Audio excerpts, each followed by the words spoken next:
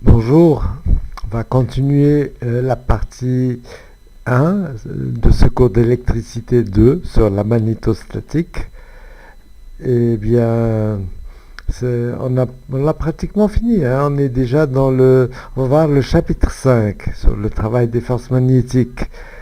Voilà, ça va nous permettre de répondre à la question suivante. À la fin de ce chapitre, vous allez pouvoir répondre à la question suivante. Regardez, si vous avez un fil infini parcouru par un courant I et un cadre ACDF parcouru par un courant I', ok, le cadre est donc en présence du champ magnétique créé par le fil. Bon, et bien, il subit donc une force, hein. Un fil I' parcouru par un courant I' en présence d'un champ magnétique subit la force de la place.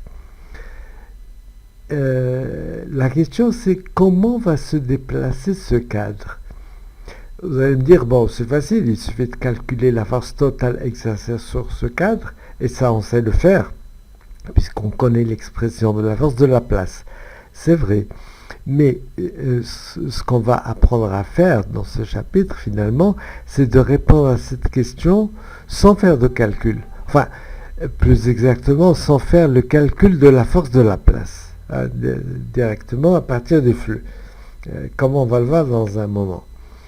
Donc, ce chapitre 5 va démarrer par ce qu'on appelle le théorème de Maxwell. Alors, pour présenter le théorème de Maxwell, on va considérer un cadre, une spire que vous voyez ici.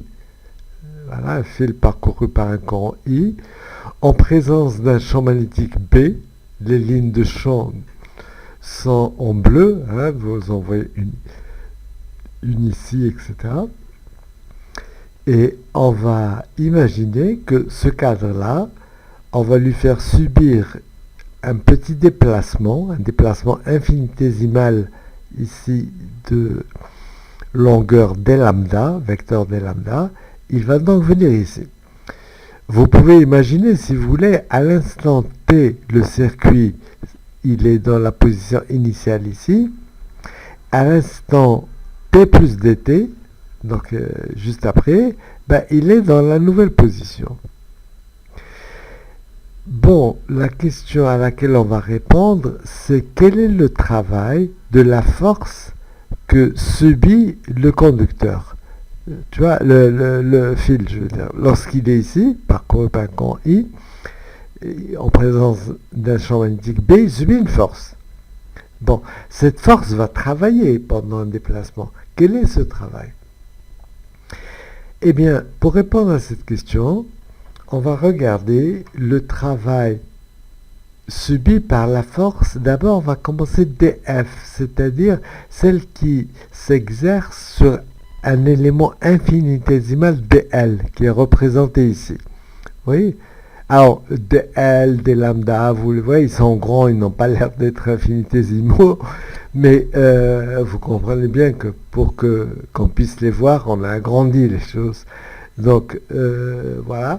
Alors, ce petit élément dl, puisqu'il est parcouru par un courant I en présence d'un champ B, il subit une force, la force élémentaire, qui est la force magnétique de la place, dont l'expression est dF égale I dl vectoriel B. C'est clair. Bon, le travail élémentaire maintenant dF, c'est D de W. On va le noter D de W. Alors, c'est quoi ce 2? Parce que généralement, le travail, on l'appelle dW. Ici, on a mis l'indice 2 pour dire que c'est un infiniment petit du deuxième ordre. Parce que, regardez, le travail, c'est la force fois le déplacement, scalaire le déplacement.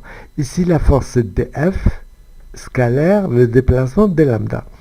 Donc, vous voyez qu'il y a deux infiniment petits. On dit que dW est un infiniment petit du deuxième ordre. Alors, parfois, comme ici, on voudrait faire la distinction entre les infiniment petits du premier ordre et ceux du second ordre. Donc, on a mis l'indice 2. OK? Ensuite, pour continuer, on remplace simplement df par son expression. Ça nous donne donc idl vectoriel b scalaire d lambda. Ok. Là, vous reconnaissez ce qu'on appelle un produit mixte, qui est invariant par permutation. Donc, vous amenez d lambda ici, dl va prendre la place de b, et b va prendre la place de d lambda. Donc, ça nous donne ça. I d lambda vectoriel dl scalaire p. Très bien. Rien de compliqué jusqu'à présent. Et d'ailleurs, même plus tard, il n'y aura rien de compliqué dans ce cours, dans ce chapitre. D lambda vectoriel dl, vous savez que ça représente, ce produit vectoriel en deux vecteurs, ça représente la surface engendrée par les deux vecteurs. Eh bien, on va donc poser que d lambda vectoriel dl, c'est une surface élémentaire que j'appelle D2SC. L'indice C, on va voir dans un petit moment pourquoi on a appelé ça C. Et l'indice 2, c'est juste pour dire, ce 2-là, c'est juste pour dire que cet élément de surface est évidemment du deuxième ordre, puisque c'est d lambda et il est engendré par d lambda et dl. Je vous fais remarquer que d'ailleurs n'importe quel élément de ds est du deuxième ordre. Quand vous avez ds égale dx dy, c'est du deuxième ordre. Et pourtant, on l'a appelé jusqu'à présent ds égale dx dy. On n'a pas dit d2s égale dx dy. Oui, ben, c'est tout simplement quand on n'a pas besoin de préciser les choses. Bon, bah écoutez, il n'y a pas besoin de mettre l'indice 2. Ça me rappelle l'histoire de l'intégrale. Par exemple, parfois vous avez une intégrale triple de f de x, y, z des taux. Eh bien, on peut la noter une intégrale. Il y a juste le symbole intégral, f de x, y, z des taux. C'est-à-dire, on sait, bien sûr, puisqu'il y a des taux, c'est une intégrale triple, mais il n'y a pas besoin de mettre les trois, il n'y a pas besoin nécessairement de mettre les trois intégrales. Ça va de soi que c'est une intégrale triple. En tout cas, voilà, on a posé ça. Alors, je vous fais ici sur le petit dessin, vous voyez maintenant ce qu'on a ajouté, c'est cet élément D2S. Hein, alors, D2S, c'est la surface engendrée par dl et d lambda, c'est la surface assurée ici. Et le vecteur D2S, eh bien, c'est un vecteur qui est normal, qui est perpendiculaire à la surface. Cette surface-là, ben, on l'appelle la surface balayée ou bien coupée par dl lors du déplacement d lambda. Ok? La surface. Alors, le coupé, vous voyez l'indice C, c'est pour ça qu'on a mis C ici. C'est la surface coupée ou balayée par dl lors du déplacement d lambda. Donc, on va voir ce travail qui est égal à I d de S scalaire B. Où est d de S scalaire B? Vous voyez que c'est un flux. C'est le flux de B à travers la surface S. Donc, on va noter aussi, on va poser aussi que B scalaire d de S, eh bien, c'est le flux qui est du deuxième ordre, puisque ici c'est du deuxième ordre. Donc, on met l'indice 2. C'est D2 phi indicé, et c'est donc le flux, on l'appelle le flux coupé par dl lors du déplacement d lambda. Donc en définitive, qu'est-ce qu'on a trouvé? Eh bien, que le travail, qui est doublement élémentaire, hein, il est élémentaire premièrement parce qu'on s'intéresse à dl, deuxièmement, il est aussi élémentaire parce qu'on s'intéresse à un déplacement élémentaire d lambda. Alors, ce travail-là, ce que je viens de trouver, eh ben, c'est que d de w égale I fois le flux élémentaire, tout simplement d2 phi c.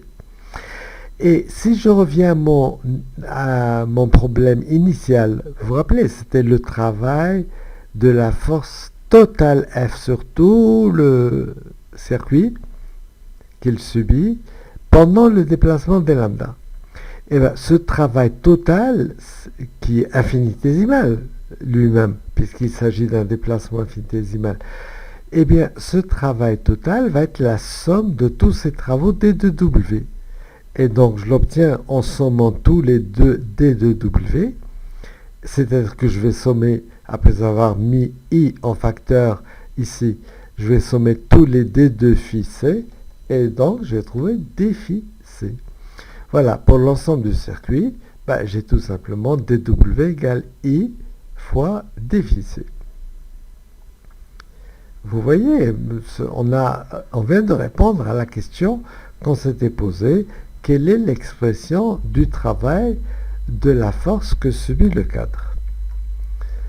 Alors, maintenant, cette expression de W, on va la dire autrement. On va donner une autre expression de dW.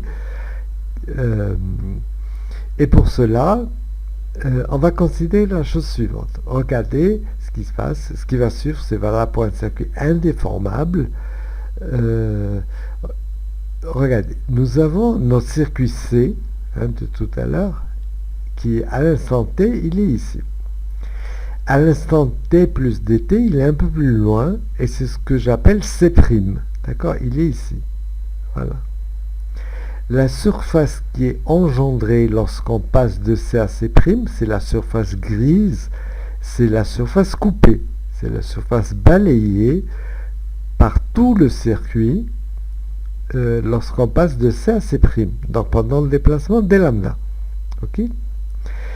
Alors, regardez ce qu'on va faire. On va considérer la surface S qui s'appuie sur C et qui est ici, vous voyez, une sorte de n'importe quelle surface qui s'appuie sur C.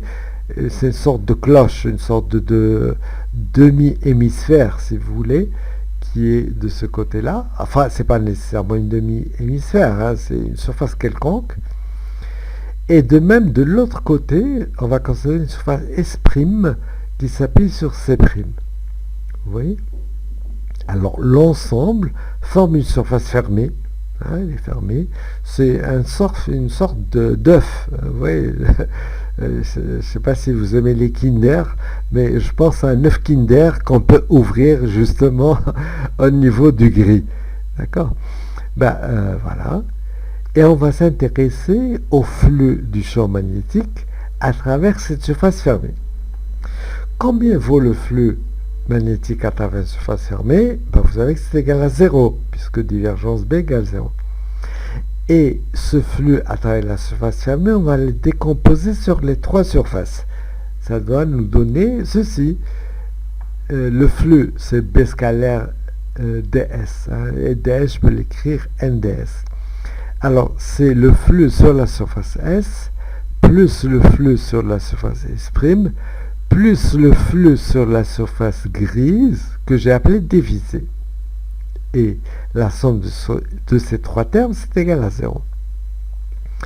Maintenant, faisons très attention à ces vecteurs n extérieurs. Vous savez que pour une surface fermée, parce que toute cette surface-là est fermée, en n'importe quel point, le n qui va intervenir, le vecteur normal, c'est le vecteur dirigé vers l'extérieur, hein, qu'on appelait n extérieur. Par exemple, pour S, c'est celui-là, c'est ce vecteur-là. Je suis en train de voir qu'on ne voit pas très bien, ou c'est peut-être moi qui vois mal, mais on ne voit pas très bien les flèches, hein, qui est sur B, sur n extérieur. D'ailleurs, ici aussi, vous voyez, ce sont des vecteurs, hein, c'est une flèche qui est là. C'est pas simplement un trait. Là, moi, je le vois comme un trait, mais c'est un vecteur. Donc, n extérieur est dirigé vers là. Et c'est aussi le vecteur n. Alors, le vecteur n, faisons attention. Comment définir le vecteur normal en un point d'une surface? Vous savez que ça dépend sur le sens de parcours, sur le contour sur lequel repose la surface. Par exemple, cette surface S repose sur le contour C, et le sens de parcours sur le contour C est donné par le sens du courant. Tu vois, on circule dans ce sens-là. Alors, mettez votre main, utilisez la main droite, Et vous voyez que le sens du vecteur normal est dirigé vers le bas, enfin de droite à gauche ou là de haut en bas, enfin du nord-est du nord-est vers ici, c'est-à-dire le nord, le sud-ouest. Bon, enfin, c'est ce côté-là. Et vous voyez que n et n extérieur sont confondus. Donc voilà, n extérieur c'est n, ce qui me fait voir que le premier terme de mon égalité, ce flux-là, je remplace n extérieur par n, et ceci, c'est directement le flux du champ magnétique à travers la surface S. Bon, c'est tout simple. Maintenant, regardons l'autre terme. Certains vont nous dire, c'est le flux à travers la surface S'. Ce qu'il faut, ce n'est pas le flux à travers S', mais c'est moins le flux à travers S'. Et pour bien le voir, on va regarder les vecteurs normaux, la normale, en ce point-là. Il y a d'abord la normale extérieure que j'appelais n' extérieur. Donc le voilà, il est dirigé vers l'extérieur, donc c'est comme ceci. La direction maintenant du vecteur normal à cette surface, comme je vous disais tout à l'heure, ça dépend sur le sens de parcours, sur le contour sur lequel repose la surface, donc ce contour-là. Et là, vous voyez qu'on avait dit que le courant circule dans ce sens. Donc la règle de la main droite nous indique, c'est exactement la même chose, que la normale en ce point est dirigée comme n, elle est dirigée par là. Disons de droite vers la gauche. Enfin. Et vous constatez que n' à ce moment-là, il est opposé à n' extérieur. Parce que ce qui est sûr, c'est qu'ils ont la même direction, puisqu'ils sont tous les deux perpendiculaires à la surface. Mais l'un est dirigé vers l'extérieur, donc ici, alors que n', vu le sens de I, il est dirigé de l'autre côté. Et donc, on obtient que...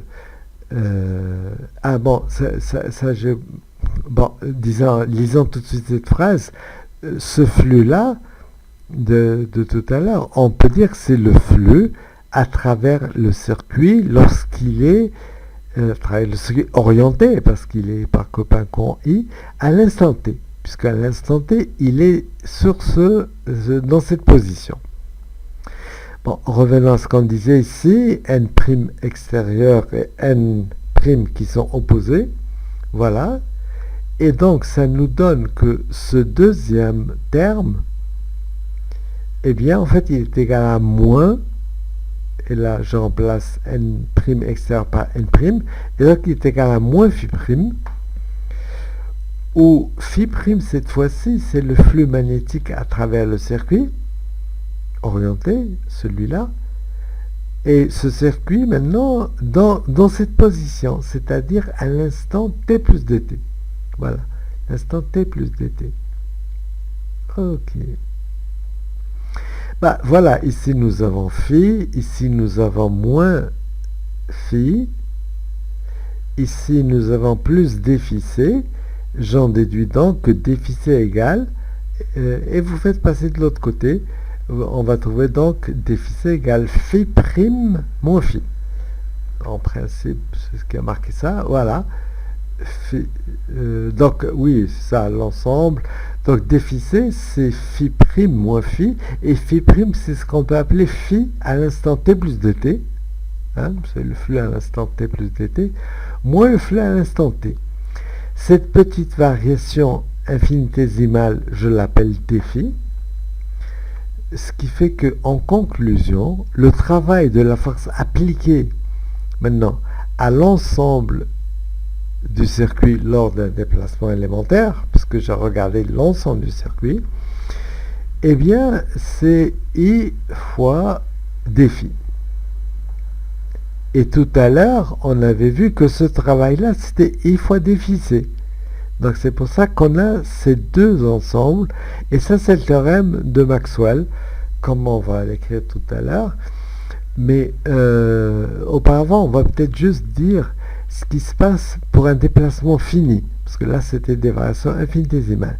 Si on a un déplacement fini, regardez, un travail, on passe d'une position initiale à une position finale, et bien ce travail, ça va être I fois l'ensemble du flux coupé, et c'est égal aussi à I fois la variation du flux. La variation du flux, c'est la différence entre le flux final et le flux initial, ce qu'on a écrit ici. Notez bien cette histoire, parce que certains n'y accordent pas d'importance. Ici, il y a I phi, ici, il y a I delta phi, donc on oublie le delta.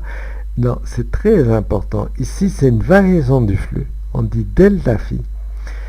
Delta phi c n'a aucun sens, ça ne veut rien dire.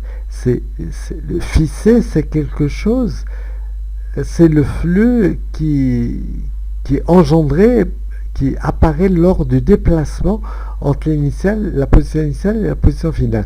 C'est comme le travail.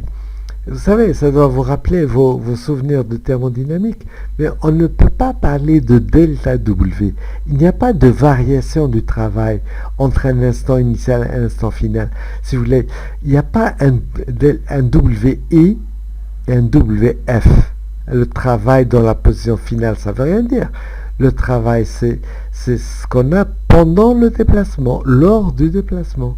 Alors, c'est pour ça qu'on a mis W, c'est pas delta W. Voilà. Alors, ce résultat-là, que ce soit d'ailleurs sous cette forme d'un déplacement fini ou d'un déplacement infinitésimal, constitue ce qu'on appelle le théorème de Maxwell. Le théorème de Maxwell, voilà.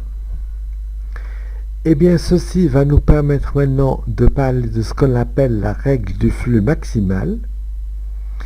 Ça va être très rapide à dire. Regardez, quand vous avez un corps qui est soumis à une force, eh bien, spontanément, ce corps va se déplacer selon cette force. C'est normal. Et il se déplace de façon à ce que le travail de cette force soit positif. C'est clair, si vous avez un objet à côté de vous et que vous le poussez, ben, il va se déplacer dans le sens de la force, c'est-à-dire que le travail, qui est F scalaire de déplacement, va être positif. Si vous prenez un objet et qui est donc soumis à l'attraction terrestre, à son poids, et que vous le lâchez, ben, il ne va pas monter haut, il va tomber vers le bas, parce que il va suivre le poids qui lui dit d'aller vers le bas, et le travail du poids est positif dans ce cas-là. C'est ce qu'on appelle un travail moteur. Hein. Les deux vecteurs ont la même direction, la force et le déplacement. Si on applique ça dans notre cas, ça va nous donner un delta phi qui est positif. Je veux dire, si W est positif, delta P est positif, c'est-à-dire que le flux final est supérieur au flux initial. Cela veut dire que spontanément, un circuit qui est parcouru par un courant I en présence d'un champ magnétique B, il va avoir tendance à se déplacer de façon à ce que son flux augmente. Phi final supérieur au flux initial. Et le déplacement va continuer tant que le flux peut augmenter.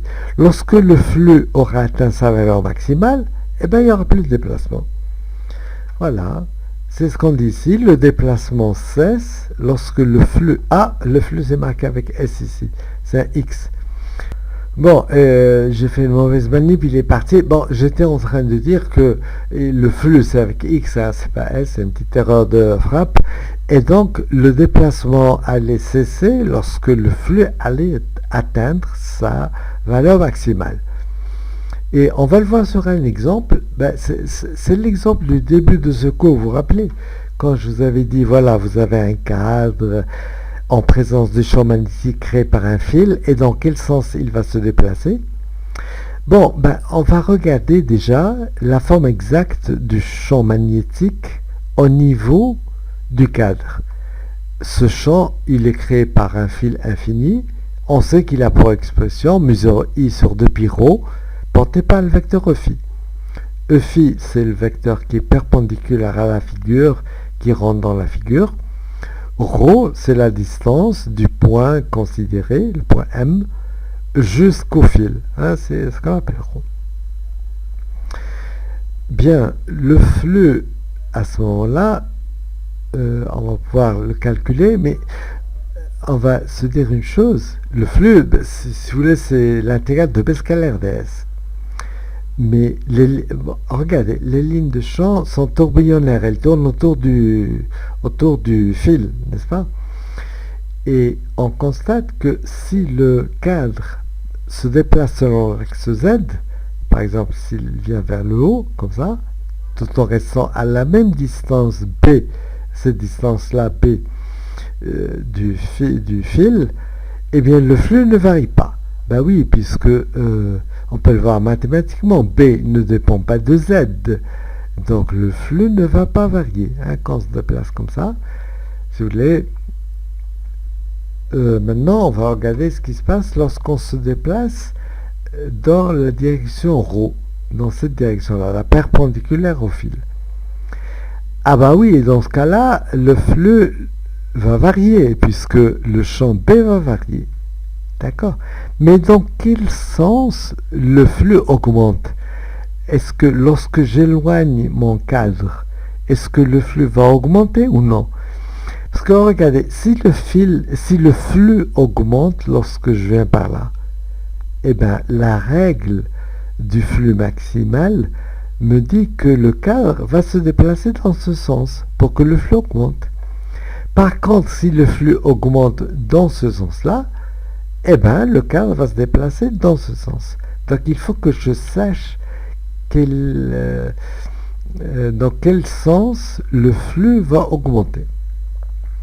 Ben, pour cela, alors, il faut faire vraiment attention au sens des courants, les deux courants, I et U'. I étant dirigé par là, c'est-à-dire que le champ P est selon phi. D'accord? Il rentre dans le tableau. C'est une croix. Maintenant, le flux, c'est l'intégrale de B scalaire ds. Donc ds en n'importe quel point de cette surface. Maintenant, ds, il va dépendre du sens de parcours sur le cadre. Hein. Regardez, I' circule dans ce sens. Vous appliquez la règle de la main droite et vous constatez que le flux lui-même, que le vecteur L lui aussi, il est dirigé selon une croix. Il va il rentre dans le tableau. Vous le voyez. C'est-à-dire que le flux phi va être positif et que donc, ça sera l'intégrale de B, ça, mesure I sur 2πρ, fois ds, puisque phi scalaire phi va nous donner 1. Alors, il est évident, sans faire ce calcul, vous le ferez en TD, mais sans faire de calcul, je vois que il faut voir dans quel sens B augmente. Vous voyez que puisque B dépend de 1 sur ρ, B il augmente lorsque ρ diminue, c'est-à-dire lorsque le cadre se rapproche du fil. Lorsque le cadre se rapproche du fil, le flux augmente. Et donc, le cadre va avoir tendance à se déplacer dans ce sens-là. Hein, vu l'essence du courant, le cadre a tendance à se rapprocher du fil. Mais vous voyez bien, hein, faites attention, parce qu'il y a des gens qui me disent « Ah oui, mais je vais dans un livre, c'est exactement le même dessin, mais le cadre, il s'éloigne du fil. » Ben oui, mais parce que probablement, c'était pas exactement le même dessin, justement. C'est-à-dire que vous avez la même chose, un courant I comme ça, pas avec un fil indéfini, un courant qui allait vers le haut, mais le courant I' allait dans l'autre sens. Parce que, vous voyez bien, toujours avec la règle de la main droite, si le courant I' allait dans l'autre sens, à ce moment-là, le vecteur N serait porté par moins phi, ça serait dirigé vers vous. Et donc, il y aurait un signe moins, le flux serait négatif, et à ce moment-là, lorsque ρ diminue, le champ B va augmenter, effectivement, mais le flux phi va diminuer parce que phi est négatif. C'est un peu comme si je vous demandais de comparer les deux nombres moins 2 et moins 10. Bon, ben, bien sûr, 2 est plus petit que 10, mais moins 2 est plus grand que moins 10. Voilà, bon, ce genre de choses. Très bien. Alors, écoutez, ça va être le dernier point. On va essayer de déterminer les actions de Laplace à partir du flux. Vous avez déjà calculé les actions de Laplace. La force de Laplace, par exemple, s'il faut la calculer, vous connaissez son expression I, l'intégrale de I de L vecteur LB. Bon, si vous avez à faire une rotation, vous calculez le moment de cette force, et donc, voilà, vous savez déjà faire ça. Mais ce que nous allons voir ici, c'est comment trouver ces expressions à partir du flux.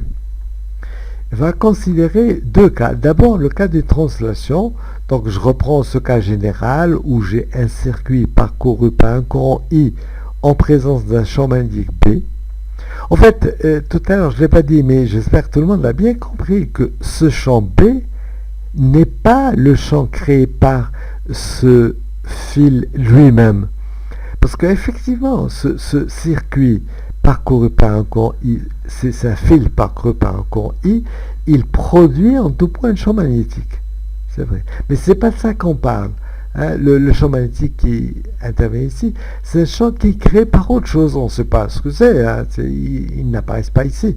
Les sources de ce champ magnétique B ne nous intéressent pas. Ce qui nous intéresse, c'est qu'il y a un champ B.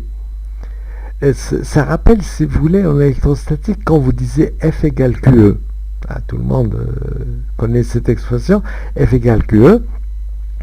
Eh bien, le E dont on parle, c'est le champ total produit au point où se trouve la charge, mais pas le champ créé par la charge elle-même. D'ailleurs, il est infini. Bon, c'est autre chose. Mais donc voilà, nous prenons donc dans le cas de translation le circuit qui se déplace d'une quantité infinitésimale d lambda, comme tout à l'heure, et nous avons vu que non, même si nous avons pardon, si nous écrivons directement ce que c'est que le travail élémentaire de df ou de F même, la force totale, il n'y a pas besoin de df, on regarde la force totale, eh bien ce travail c'est F d lambda, vous le voyez. F étant donné par l'expression de Laplace, mais justement nous ne voulons pas passer par cette expression.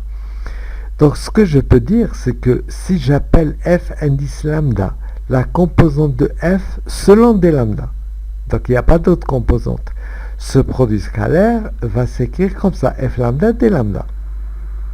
Bien. D'un autre côté, d'après le théorème de Maxwell que nous avons vu dans ce chapitre, ce travail élémentaire, il est donné par I défi ou bien I défi C. Vous voyez, le flux coupé infinitésimal ou la variation infinitésimale de flux.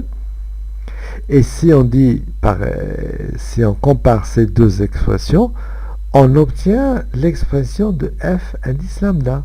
Hein, c'est dw sur d lambda, c'est-à-dire I fois dφ sur d lambda, c'est-à-dire en fait c'est la dérivée de phi par rapport à lambda, ou bien carrément c'est la dérivée du flux coupé par rapport à lambda multiplié par I. Alors est-ce qu'il vaut mieux utiliser le flux ou le flux coupé? Ça dépend des situations. Parfois il est plus facile de calculer le flux, et donc on utilise la première expression. Parfois il est plus facile de calculer le flux coupé, et à ce moment-là on utilise la deuxième équation. Maintenant, si vous n'avez pas accès à la composante selon la direction d lambda, je ne sais pas, par exemple vous avez ici une direction x, une direction y, et en fait vous avez une force qui est ni x ni y, mais qui a une certaine direction, et il aura donc une composante sur x et une composante sur y, et donc ici vous allez avoir ce produit scalaire va vous donner fx dx plus fy dy, et d'ailleurs on peut dire plus fz dz si on est à 3 dimensions. Ok? Et à ce moment-là, si vous comparez ceci avec cela, vous allez avoir fx qui va être égal de la même façon à i de phi sur dx, mais ça sera les dérivées partielles. D'accord? Bon, mais généralement, on peut décomposer ça, on peut se contenter de ceci, et ça nous donne l'expression de la force. Alors, parfois, il ne s'agit pas d'une translation, mais d'une rotation. Donc, voilà, je vous ai fait un petit exemple. Et d'ailleurs, pour vous montrer l'importance de la chose, imaginons qu'on ait un champ magnétique uniforme et qu'on ait à faire un circuit indéformable. Vous savez, si je reviens à ceci, vous vous rappelez que lorsqu'il s'agissait d'un circuit indéformable et que le champ magnétique B était uniforme, l'ensemble des forces était égal à 0. Oui, mais ça ne voulait pas dire qu'il n'y avait pas de mouvement. Ça voulait simplement dire qu'il n'y avait pas de translation. Mais il y avait peut-être une rotation. C'est justement ce que je dessine ici. Vous avez un circuit parcouru par un courant I et qui peut pivoter autour de... Par exemple, il est attaché au plafond par un axe delta et il peut tourner autour de cet axe delta. Le champ B en vérité n'est pas nécessairement uniforme. Hein. Voilà. Et écoutez, on fait exactement le même genre de choses pour déterminer le moment avec lequel on peut mesurer la rotation. Ce moment-là, voilà le moment des forces par rapport à l'axe delta de rotation, il est donné par cette relation. Vous voyez, c'est exactement le même genre de choses, mais au lieu de dériver par rapport à lambda, qui est la composante de la translation, on dérive par rapport à l'angle de la rotation, θ. Par exemple, ici, vous pouvez appeler cet angle θ, l'angle que fait la direction du vecteur B avec la normale.